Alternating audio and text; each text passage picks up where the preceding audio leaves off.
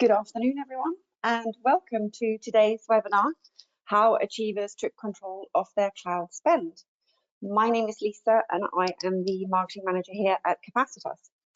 We are expecting the webinar to last around 40 to 45 minutes, and with some time for Q&As at the end. So therefore, please feel free to ask questions in the box on your screen, and as we go along, and we'll get to those at the end. I am thrilled not only to have our principal consultant, Jason Cross, with us today, but also Jeff Cates, who is the CEO of Achievers, and his colleague, Stephen Griffin, who is the Director of Site Reliability Engineering. It's so lovely to have you all here, and I'm delighted to now hand you over to Jason for today's discussion. Over to you, Jason. Thank you very much, Lisa. So, yeah, I will introduce myself. So hi everyone, my name is Jason Cross and I'm a principal consultant at Capacitas.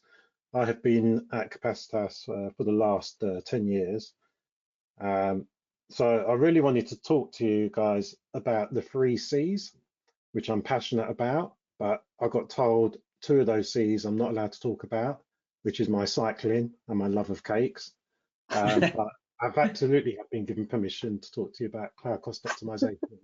Which I will do, which has kind of been my focus for the past 5 years or so. So I've had the privilege of helping organizations wipe millions off of their cloud bill.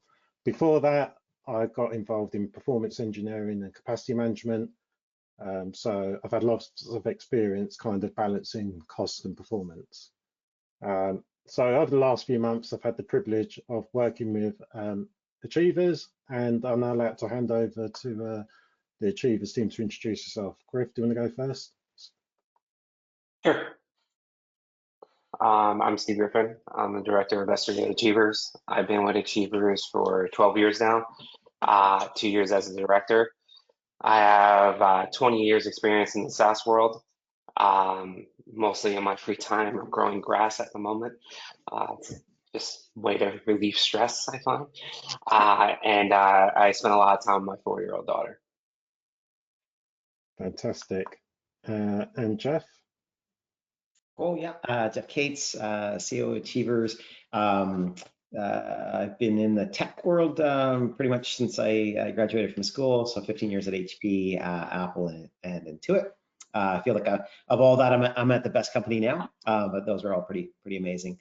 And I've got 3 kids, so I'm at the other end of the spectrum from Griff. Mine are now entering the workforce. I'm 4+ tuition payments to go before we're out the other side. And I'm super passionate in particular around how technology can build better cultures. When I was at Intuit, we hit #1 best place to work multiple times. At Achievers, we've just hit the top 10. And so finding ways that technology can help amplify best practices or nudging or guiding behaviors is, I find, really fascinating. Excellent, yeah, very good. And I think that kind of links into kind of what Achievers does. So do you want to just spend a few moments just telling us about Achievers? Yeah, fantastic. Yeah, we were founded in 2001 as I Love Rewards, and we're the organization that kind of flipped the bit from rewards and recognition, rewards that might have recognition, to recognition that might have rewards. And so predominantly we're focused is around how do you create habits and behaviors of positive reinforcement or recognition. And we have 3 to 4 times the amount of usage, so recognition sent, than other platforms. That's really how the technology is designed, but also the service team and how we guide on policies. We serve over 500 companies around the world. We tend to focus on large global enterprise, and so you'll hear that a little bit when we talk about kind of infrastructure and our growth strategy. We have over 4 million members on the platform. There's of course, there's the recognition or the employee experience side, and then there's an e-commerce platform on the other side of that, of which we do close to 500 million transacted through the platform globally. We serve 180 countries around the world. We can do things that Amazon can't do. And we're owned by Silver Lake predominantly, which is really prevalent to this conversation because they're the ones that open the relationship with Capacitas, but we've also got a few other competitor or investors, P2 Capital being the main one. Fantastic, thank you for sharing that. So before Steve and I kind of dive into kind of what we did together, it'd be good to get your thoughts on kind of the relationship that we have together, and kind of what your experience has been with working with Capacitas and helping you on your growth journey. Yeah, maybe to kind of back up to what has that growth journey been.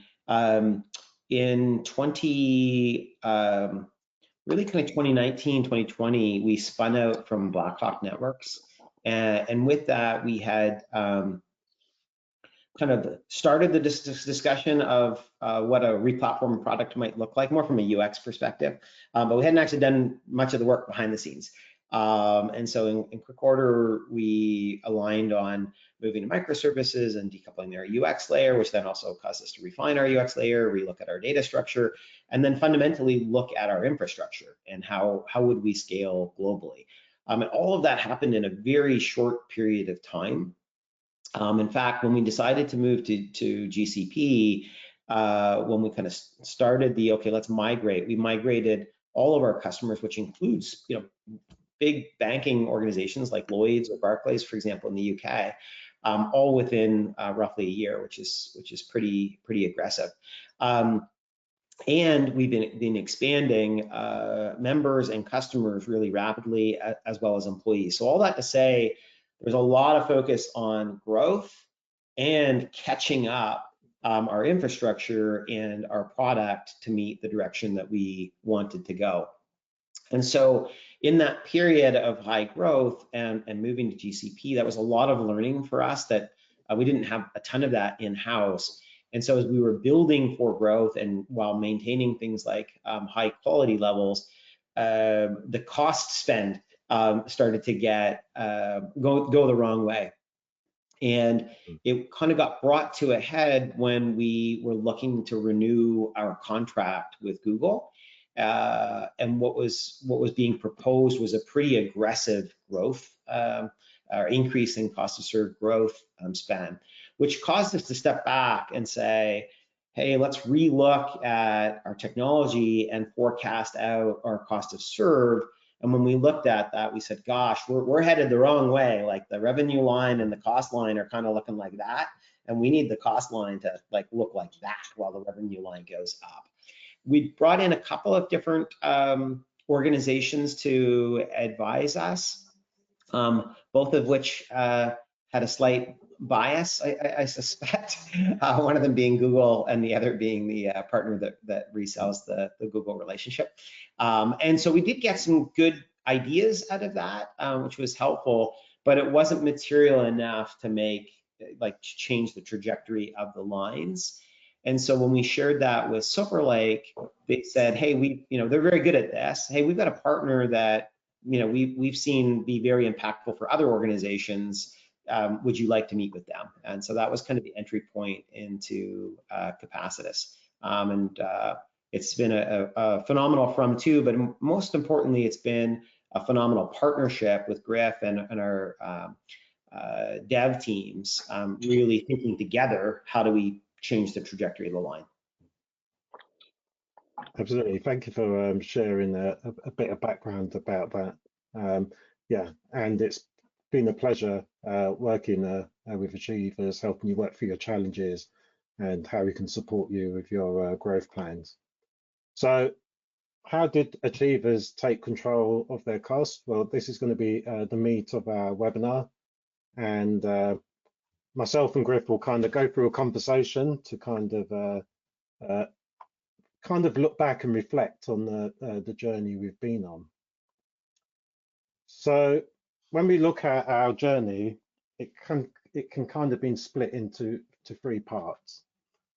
And the first part of that was kind of tackling the low-hanging fruit. So that was all about finding optimization opportunities that can be acted on quickly. Then once we kind of done those things, we kind of then had to look a bit deeper, which is all about finding those opportunities that maybe weren't initially easily identifiable and almost impossible to detect when you kind of maybe have some waste or an environment which is not completely optimized. And then towards the end of our engagements, we then started to kind of look forwards and to think about where Achievers wants to be by the end of this year and into next year and the year after, and thinking about what are the things they need to focus on to really continue their optimization journey and to work out where best to spend their efforts. So that's what we're going to touch on. But before we delve into those three areas, I don't know, Steve, do you want to just give kind of your initial thoughts of kind of when we started our journey? Yeah, when this all kicked off, it was understanding what the business wanted to do and focus on. Then I really got on board on that, trying to figure out how we can do a deep dive and understand what we need to do. I personally thought it'd be a great opportunity to learn some FinOps. I've been going to a lot of conferences over the last few years. I'd say in the last 18 months before this initial kickoff. I would say FinOps is a big word now. Everyone talks about it. So I thought it would be cool to learn that aspect and get a real good deep dive on what needs to be done. I knew we had some waste. I think my team was aware of that, and and there were some surprises. I mean, I think that came out to be definitely a surprise in some areas. I'm like, okay, that makes a lot of sense, and I think that was helpful to get a better understanding why we should be doing better in certain areas, and it helped us reprioritize projects. We have a very large roadmap. We do a lot of things every year, and some of the potential savings of some of this work can really impact the bottom line, and this is stuff that we were able to reprioritize and get the business on board with. Yeah, I think you're absolutely right about FinOps being like a huge topic. Everyone is spouting FinOps, and I think just because now they're becoming more aware of kind of the costs of platforms and services and the need to kind of optimize those. And there's a lot of tools required for that. There is indeed, yeah. And I think, yeah, you kind of mentioned about surprises, and I think that's kind of inevitable because I think most people have a good idea of what their infrastructure looks like and how it operates and how much it costs. But I think the thing with being in the cloud is that it's ever evolving. So unless you're kind of continually looking at things, it's very easy for surprises to creep in. Yeah, it was a pretty big challenge because of we have microservices world, we have our monolith SATA, and trying to migrate a monolith that was never meant to run in cloud from a data center cloud. That was difficult. And obviously some things weren't thought of as we moved it. We just try to get it moved and get it out. And and then like trying to get it to work because it's just meant to run in a data center. It was never meant to run in a cloud environment.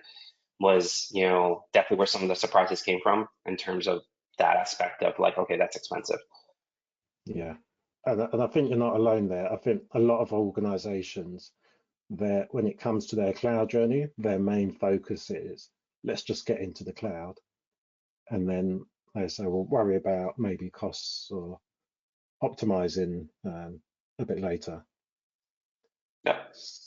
So let's kind of delve into kind of where we were, and I think the first step was kind of, for me, was to kind of tackle this low-hanging fruit.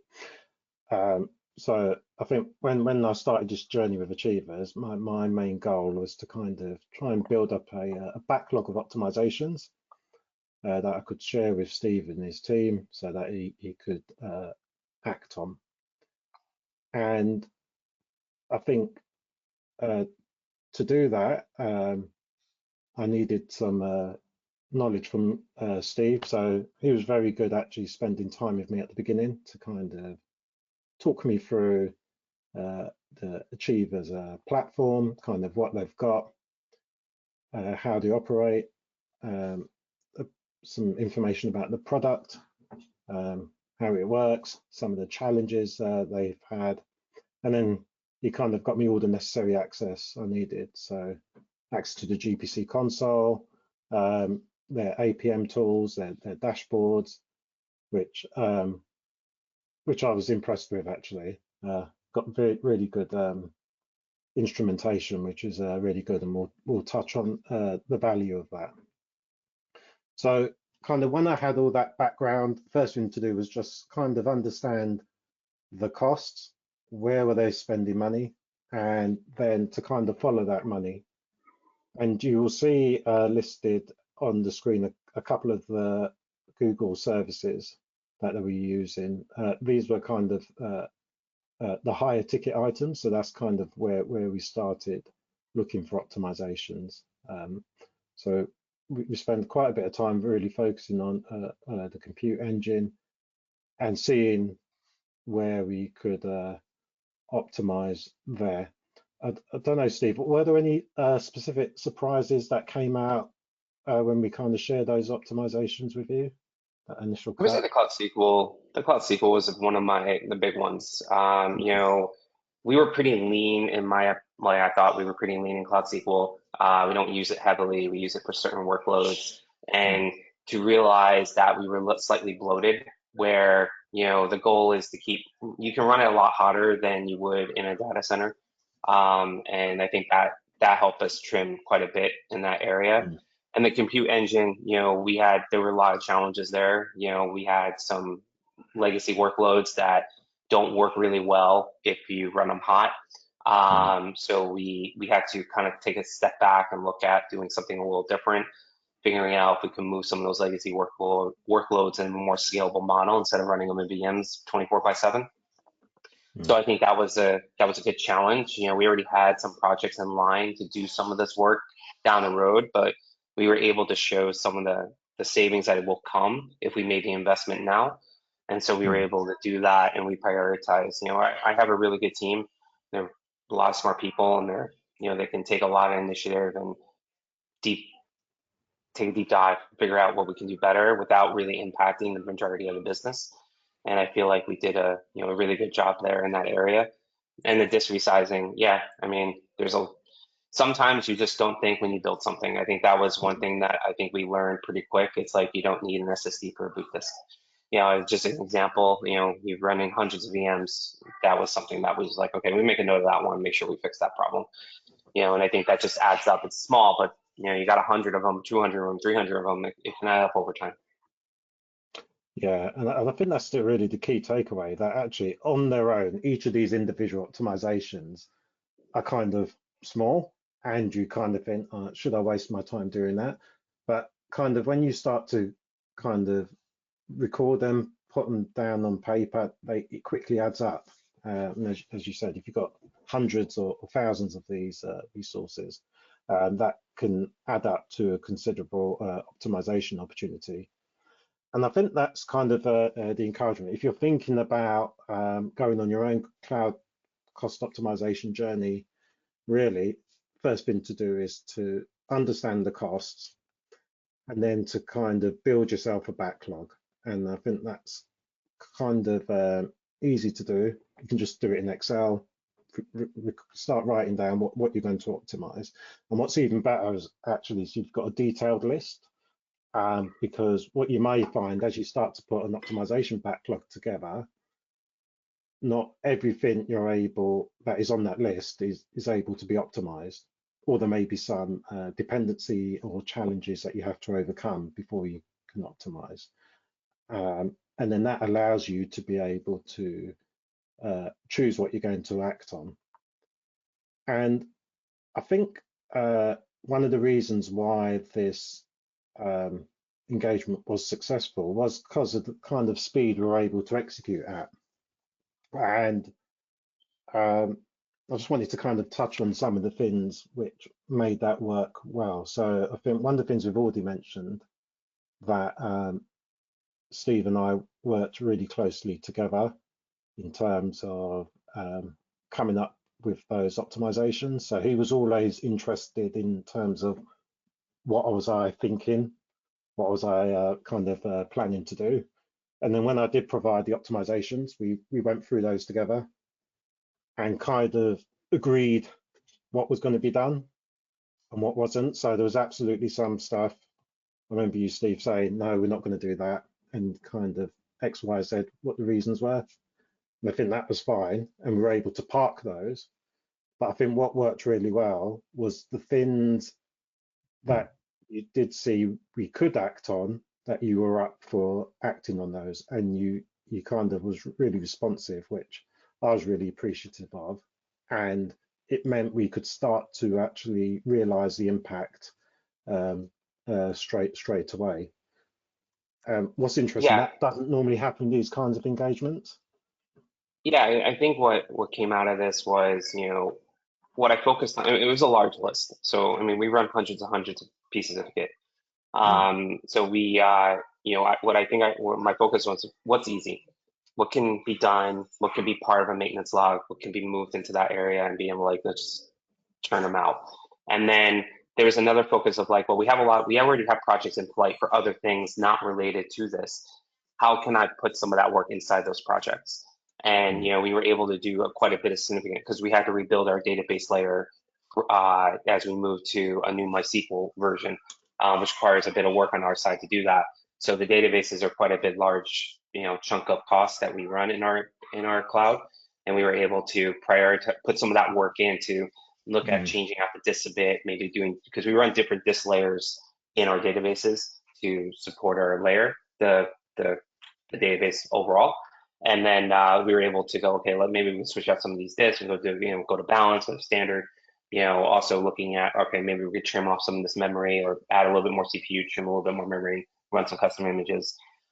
So we really focused on that as part of that project, and we kind of put it in there. My team really stepped up to the plate to do it, and we really tried, as much as we could, and I think we were pretty successful at that. And obviously, we use New Relic heavily. We were a big New Relic shop. Everything's in New Relic, and we were able to utilize some of their tools to help us make decisions based on, what can we do with our microservices? Can we lower requests or limits in our services? What are the recommendations that it gives, and how can we test it? So we use that quite heavily to make more adjustments. And like I said, every little thing, it's little, but if you got hundreds of them, it adds up over time. Yeah, that was good. And I think, as I said, that was really helpful, and it was just a real pleasure to be able to make an impact so quickly. So I think this is kind of the next step. Once you've got those list of recommendations, really talking it through with somebody and deciding what's going to be done, what can be done immediately, what can be maybe pushed into other sprints or other projects to get done. Key things to get dates against those, and then to track your progress. But I think the other really key thing there was kind of, I think, your domain knowledge, because obviously you kind of gave me a quick whistle stop tour of Achievers, but you've been at Achievers 12 years or so, so you understand the platform more than I did. And I think one of the things that Steve did really well was not just take my recommendations and act on them, but he actually took my recommendations and built upon them, which I thought was really good. So that told me you really understood what we were trying to achieve here. Yeah, I mean, I thought, it gave me a good base to start with, and we were able to find even more improvements, especially in our new infrastructure that we were building out for our new microservices world. And, we found waste, and we were able to make more of adjustments to running, again, mostly custom machine types. There's this kind of like notion that custom machine types can be a little finicky in Google, but I think we're past that notion. We seem to be very comfortable that they run as we expect them to run. And we were able to, trim a lot. Example is that we run a lot of node pools and, 4 main clusters around the world for Kubernetes. And we just trimmed from, we didn't have to run it in 216. We could just run it in 216 with 32 gigs instead of 64. And just trim it across the board. And that adds up if you're running 10 nodes at a time. So we were able to make those type of adjustments. we looked further into other Kubernetes clusters that we run for different workloads. And then we were able to trim even more, and we got significant savings out of that annually. Yeah, we did. I'm just going to go back a slide because this chart here on the right hand side kind of shows some of the impact we had. So I think this was daily compute engine spend for one of the environments, and you can kind of see the impact that we've had by making those changes. And what's been encouraging is that we've been able to maintain that level of savings, which has been really good. So then we kind of done all of that initial type of optimizations. Then it was a case of kind of looking a bit deeper into where can we find savings. And I think then we started to kind of be more targeted around where we were looking. So we knew compute engine was still a large contributor to the spend. So it was all about figuring out how can we cut that cost. The other thing we had to focus on was growth areas, because as we kind of got rid of that initial waste and optimized, it became clear that there were certain services that were continuously growing. And I think part of that was expected because you were in the middle of a migration, right? You're moving from your old monolith application to your new one. But I think what we started to maybe think about, how sustainable is that growth, and is that growth kind of in line with kind of the speed you was migrating at? Yeah, so I mean, like with this particular graph, which I thought was pretty interesting, I thought it was a good surprise. Like we use Dataplex for data governance for our, the data layer that we're building out for our platform. And when I got shown this graph, I was I thought it was weird because it shouldn't grow like this. But when I realized is that Dataplex and cloud storage, I was getting basically what's called a double dip. So as Dataplex has to scan through buckets to do its work, you were getting charged the Dataplex cost of scanning those buckets, but you were also getting charged the cloud storage operational costs. So that's why it looks terrible, because those two are actually combined and are matching every time it ran. Obviously, we have voiced our opinion to Google that this was not a great idea. But our data team decided to scrap Dataplex for now, and we have just removed it, and we're doing something else. I can't remember what it was, I apologize.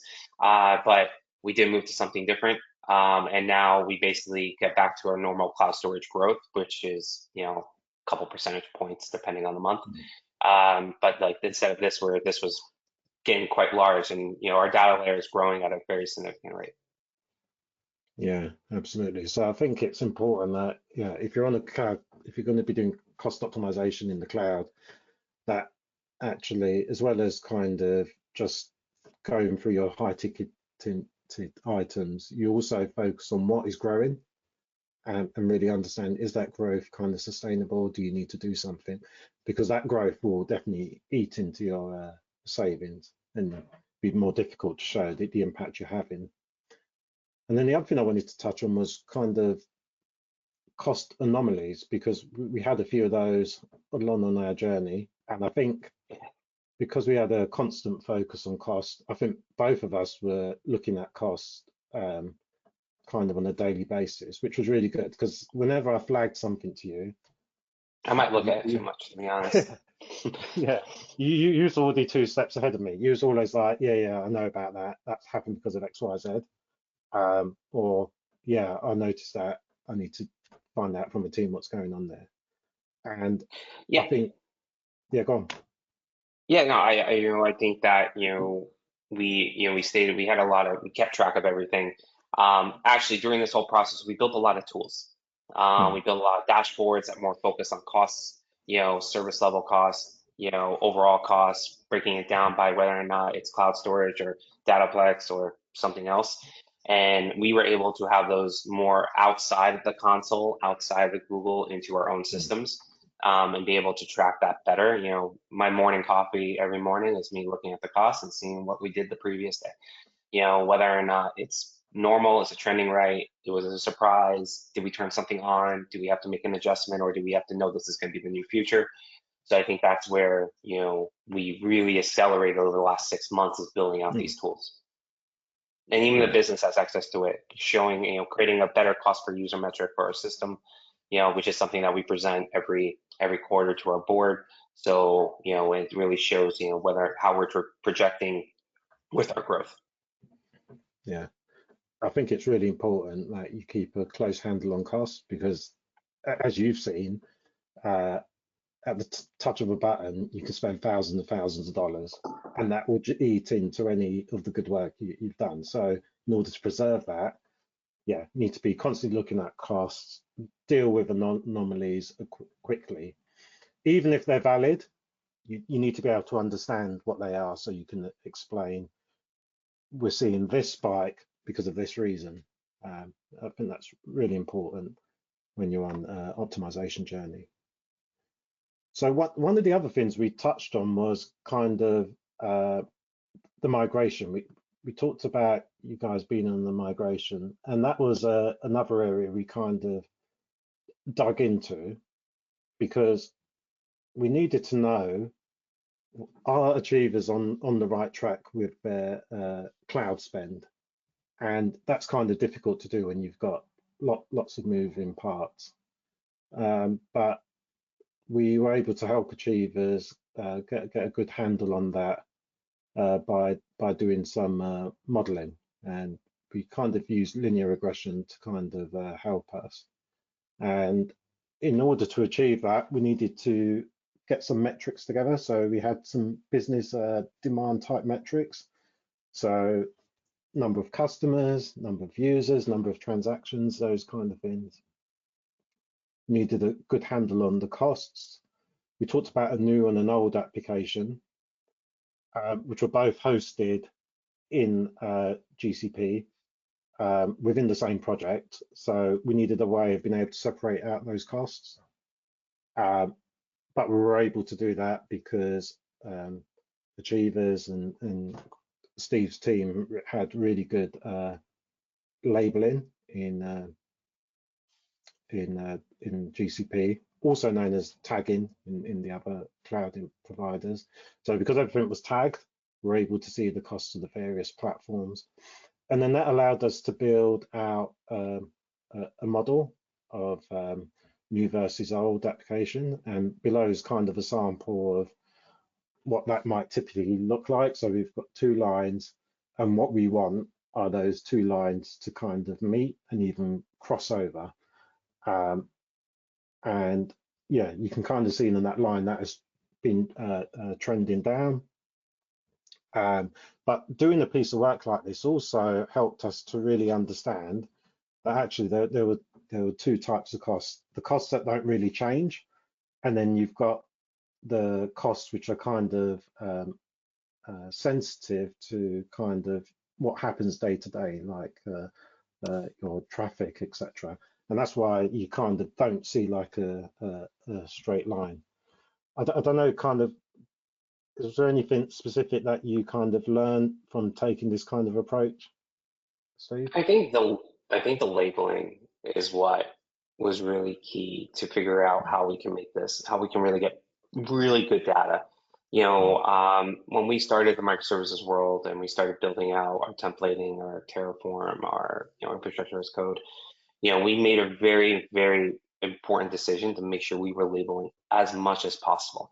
We weren't perfect by no stretch, but I think we had a good base under us. So that'll allow us to see costs over a longer period of time. After we started this, we could go back a previous year and still see like, oh wow, that's where we were at that point. And I feel like that was extremely helpful in helping us build what we really want to do, build a better metric in terms of cost per user, trending it and understanding that this is where we're going. Traffic goes up, this kind of flatlines a bit. I think that's where we're striving for to be, instead of having the 45-degree angle going up straight. So I think that's where good labeling really comes into play. Like I think we did a really good job there, and it's great for, my team has really been on top of that. And I think it really helped us. Yeah, no, that it really helped me actually, having that level of data, because it meant we could understand the various relationships and build out a model like this. And I think a model like this is really imperative, where if you're in the middle of a migration or there's lots of moving parts which are changing, because it allows you to understand early on, even before I get to my endpoint, where am I? Am I on track? Are things looking good, or are they heading the wrong way? And it allows you to take corrective action a lot sooner, which will end up saving you money along the way. So yeah, the encouragement here is really try to link your cloud spend with your business demand metrics. Is it making sense? Are you seeing the right kind of relationship? Are you seeing the two lines kind of widen apart or get close together? That will give you really good insight into where you're going with your journey. So that was kind of looking deeper. And now I want to just talk a little bit about kind of looking forwards, because we have done all of that work, but we're just thinking about now, what opportunities do we want to realize in the future, next year and the year beyond that? And I think, Steve, you had lots of great ideas about what you wanted to do to optimize the platform. Yeah, and right now we're kind of looking at planning for what the next 12 to 24 months could look like. We know that our traffic will grow 2x next year. That's going to happen. So we want to make sure that we're looking at how can we still be efficient and still grow at the same time. So there are projects that we're going to start looking at. One of them is looking at CPU architecture. Do we really need to run N2s all the time, as an example? N4s are 20% performant, slightly cheaper. You go N2Ds, can support the same type of workloads at a discounted rate. Same thing applies to looking at a C2 or a C3 with less CPU. So we're going to take that as a project next year to start looking at what workloads could we put on this, and do we still get the same performance? Because performance is key. We're a latency driven company. We serve content close to the user, so we cannot have adding 500 milliseconds is adding a half a second to the page. So we can't, that's stuff that we have to consider when we're doing these changes. The other side of it is looking at more of the software application. There was a lot of decisions that we made early because, we were new at it. We were moving fast. We wrote a lot of our services in Python. Looking at that, could we have gone a different direction? Probably. And we're going to start looking at what can we optimize better, maybe rewriting it into a different language. Go, as we all know, is faster. So I think those are things that we'll consider on the table. And there's other things internally that we've said, okay, maybe we can consolidate a bit. Not every, we have a lot of components per service, so maybe we don't need all those components, as an example. So there's things that we're going to start looking at, we'll present to the business, and we'll make a decision how that will impact our roadmap. But that's what we're looking at. And the second part is FinOps. FinOps isn't just a person, it's more of a culture, and you're understanding, everyone has to buy in, everyone has to understand their part. So we are going to make the investment next year into FinOps, making sure that, we have someone that can help drive that information, drive that strategy, make sure we have the tools, if there's new metrics we need to produce, how do we produce those? Work with our product engineering organizations, and understand that as we build features, we should have a better idea what the cost could be. It's not going to be perfect. It's not, try to get in that ballpark-ish, and I feel like that's where the next steps are. So everyone understands that, where we are, what that's going to cost, and what's the impact going to be, and the business can plan for it, and we can, keep growing as we're growing.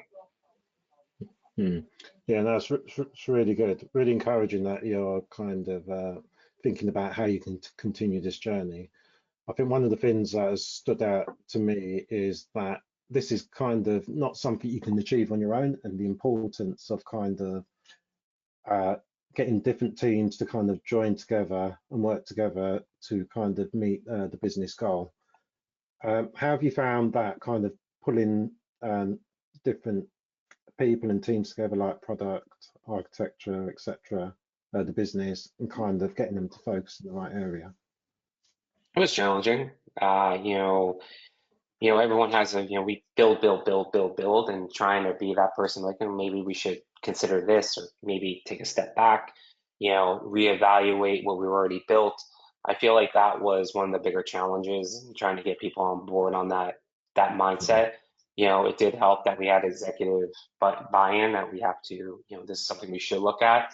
So, it was a lot of compromising, a lot of negotiating, maybe some backdoor deals that had to be done. But we were able to, come to a medium and like be able to figure out what can we do, what can we shove into a maintenance log, can we prioritize some of the other maintenance work, push it back a bit, what's the impact? I feel like that's where we were able to come to, a middle ground in some areas. But it did help having the buy-in from the executive level, because, it was a focus of making sure everyone understood that's the focus of the business at this time. Absolutely, yeah. It does make a lot easier when you've got buy-in from the top. I think the other thing that really helps when deciding what to do, because you kind of come up with lots of ideas and you think, yeah, I could do this, this, and this, and this, and this. It's kind of really trying to focus on what will make a real difference. And I think we're able to just help with just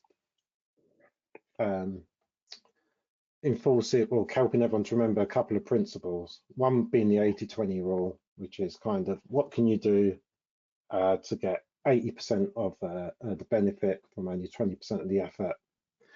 And then also just following the money. So what understanding what is costing you money. Okay, how can we make that cost less? And I think you've done that really well, Steve. And as I said, worked with the various teams to try and achieve that.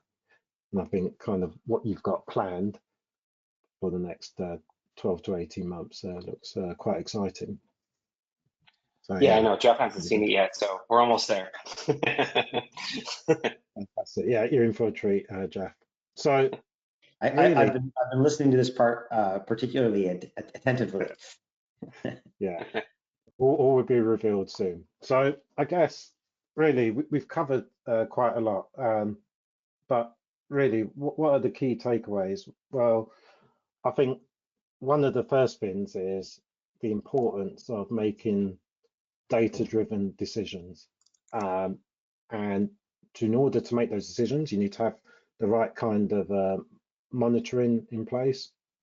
So yeah, having access to business metrics, technical metrics, as well as your cost data. And if you follow what that data is saying, you'll be able to make the right choices.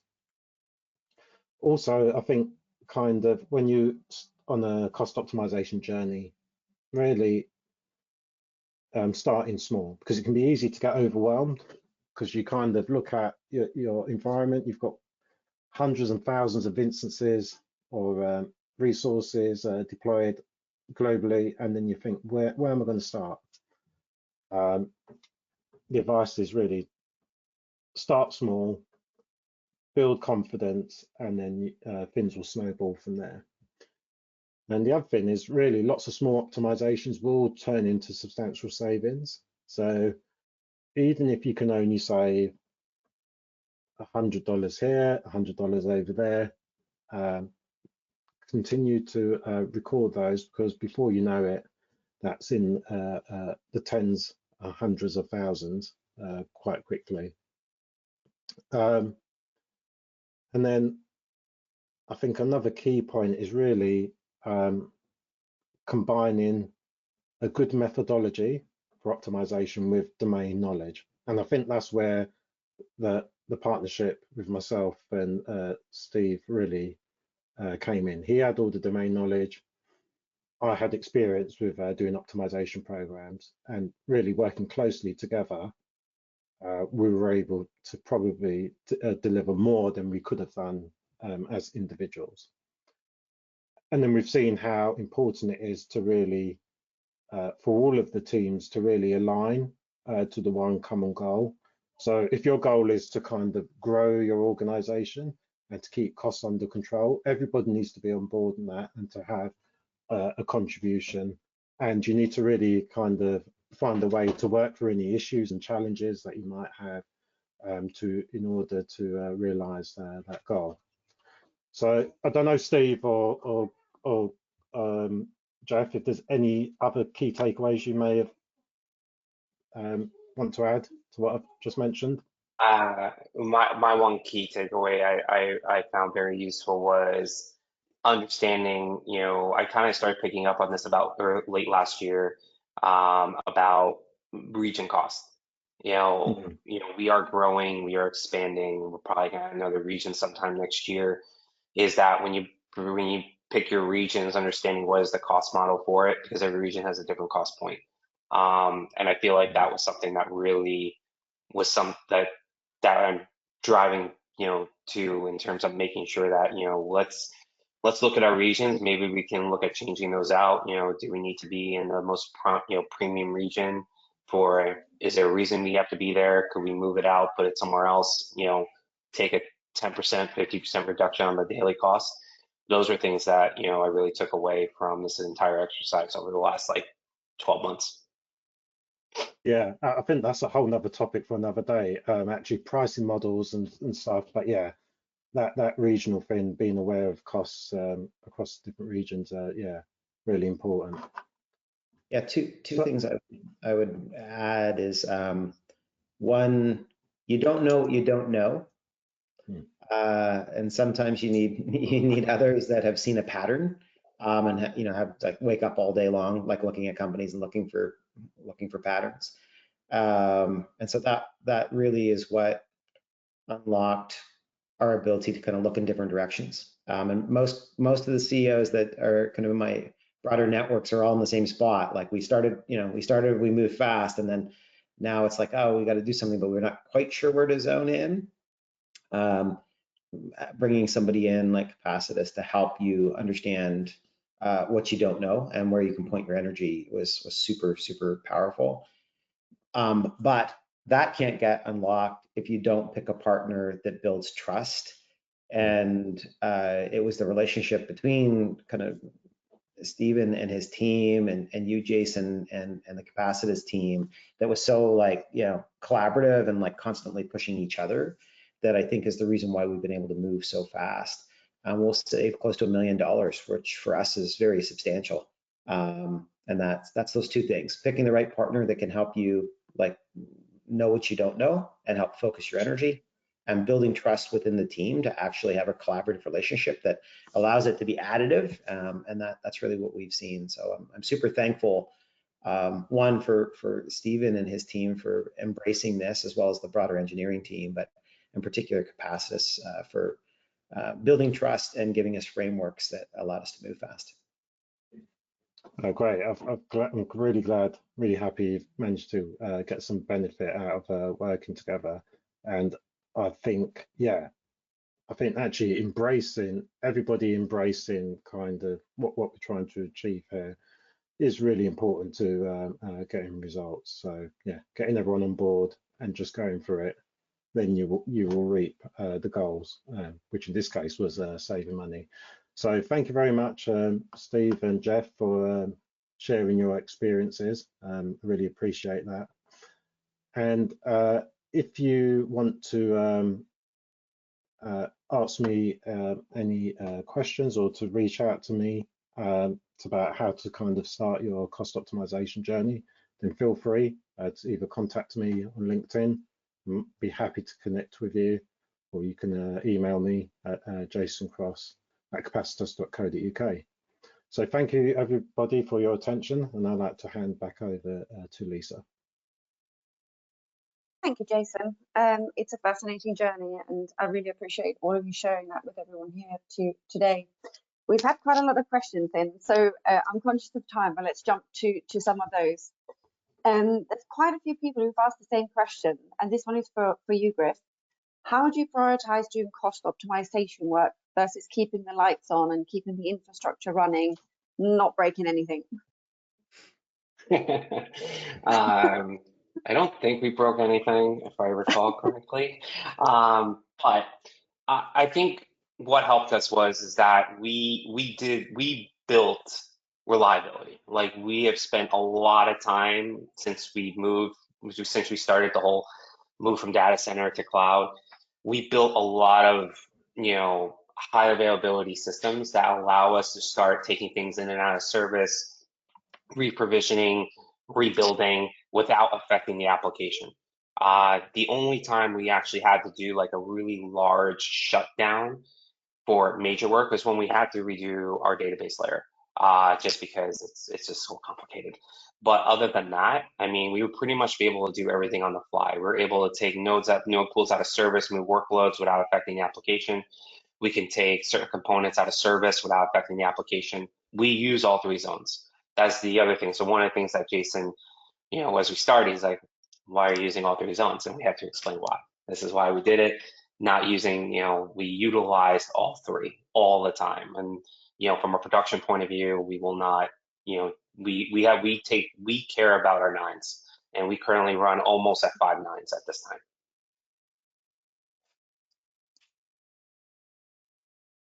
Fantastic, Yeah, thank no. you, Griff. And Jason, I don't know if you can go to, somebody's commented on slide 12, and is saying, can you comment on why the cost per user on the new application is much less variable than the old platform? Yeah, I guess the reason for that is because I think the old application was really a monolith. So because it was a monolith, it doesn't kind of scale up and down, and is so the costs are just a lot more stable. With the new application, it does a lot more, and also we're using new architecture, using Kubernetes. It's got scaling built in, and then the other thing was those services which were cost sensitive. Sorry, not cost sensitive. They were sensitive to the activity that was going on. So we found that things like networking and login was all dependent on how much activity was going on the system. That kind of surfaced once we did our initial optimization layer, and I think the team have now been working on how can they make that a lot more stable. Are there things we can do to kind of reduce those costs? I don't know, Griff, if there's anything else you want to add to that. I think the graph it was flipped. I think the new application was a lot more squiggly lines, and the bottom is the old application. The old application is just, it's old, so it's very static. It's a LAMP stack. Basically, it's very simple. It's not complicated. The other one, the microservice world, is way more complicated. So it allows, you could see how it kind of dipped down a bit, and now it's a little bit more of a squiggly line. And then that line, eventually, the goal is try to flatten it out just a little bit more, to make it a little bit, keep driving it down. Because the goal is, as you keep adding users, it should go down, not up. And if you look at where the big bump was, that we were adding users, but that thing was still going up. So I think that's what changed a bit more, is that we were able to drive more. As we add more users, that line should start dipping down. The green line is the old application, so it kind of is, I think the labels are slightly rough, but the green line is the monolith. The monolith is very stagnant. It does not do much in terms of, it just stays as one size. The dip that you see in that one is that we were able to take that monolith and actually scale it, which was quite a bit of work. Instead of running like 10 VMs in every region consistently 24/7, we now run what we need during peak times, and then at night we run very low amount, especially on the weekends is where we really dip in cost. And I think that's where we were able to make the monolith a lot more efficient in the cloud, because we still use it, as we still got a lot more customers to move. It's a journey. It's not a sprint. So I hope that answered the question. I think it did. I think it did. Let's move on, because we've got a couple more, and I think Jason, Griff, this is kind of probably is twofold. But would you not get these insights from tools like Cloud Health or Cloudability? And what was specifically strong about Achiever's tooling or instrumentation? So I think, yeah, you can get some of those insights from those tools, but what I find is those tools don't understand, or not very good at understanding business context, which is kind of what's important. So although tooling can help you, I think you always need a human touch to understand the things that these tools can't understand out of the box. So yeah, tools will get you some savings, but in order to maximize your savings, I think you definitely need some expertise. And I think what was particularly strong about the Achievers tooling, that they had a good APM tool in place, which was a New Relic, and they had ingested a lot of data into New Relic, so a lot of their business data. So I was able to pull out information about customers and where they are globally and how many users they have, and then able to then correlate that with particular Kubernetes clusters and the activity there. So we're able to then pull out those metrics, correlate them together, and start building models. Usually, it's not possible to do that very easily. I normally have to spend time asking for this data and people scrambling around either to put scripts together or to put something together to provide that information. But I think in this particular case, all of that information was on hand. Every time I went to Steve and said, can we have this bit of information, he'd be like, oh, here's a query for that. So that was really good. I can answer some of that. One of the things that we did in early 2023 was we use New Relic for everything. Problem with New Relic, you can't store data for long term unless you want to pay for it, which I'm not going to. What we did was we built a tool that would extract that out of New Relic daily, data that we wanted, requests, users, latencies, you name it, we would extract it. And we would put it into BigQuery because BigQuery is cheap. It's not expensive. And, whatever other, cloud services have the same type of database that they NoSQL DBs you can use. And we just stored it. And what we did was we built some Looker on top of it, some dashboards off it, and be able to trend that data over time. And I think that also helped us because one of the things I could show is the growth of user. Our internal systems, I think that as we move into our new data layer, we'll be able to have a lot more better reporting. But at the beginning, we struggled just because we just had data everywhere. It just wasn't in one particular spot. So as an SRE team, we decided to build this out. And it's been one of the best things that we have done. And we still do it today. We just let it run daily and pull metrics out of New Relic. There's just so much good data out of there that you can take. Every APM tool has that. You just got to know how to get it out. Yeah, I think that's a good point you touched on, New Relic. Sorry, Steve, because actually, yeah, APM tools do tend to roll data up quite aggressively, and then you lose some of that detail. But yeah, pulling that out and storing it somewhere, it does mean you can do whatever analysis you need to do. Thank you both. And just before we close, there's one for you, Jeff. If anything, what would you have done differently? I probably would have asked Silver Lake, who they took Dell private, they took BHN private. They've gone through so many replatforms and kind of moves to the cloud. I probably would have asked earlier, who are the best organizations we can meet with to understand early what decisions we might make now that we would regret, like coding in Python. And so I think I wished for that early, because again, you don't know what you don't know. So that definitely would have been helpful. So maybe more Capacitus earlier. Yeah. Well, that's a very nice way to close, Jeff. Thank you.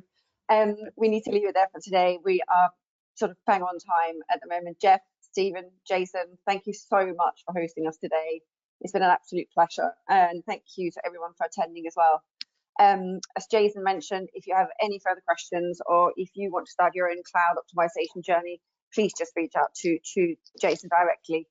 But for now, many thanks. Thanks for attending and hopefully see you soon. Thank you. Bye.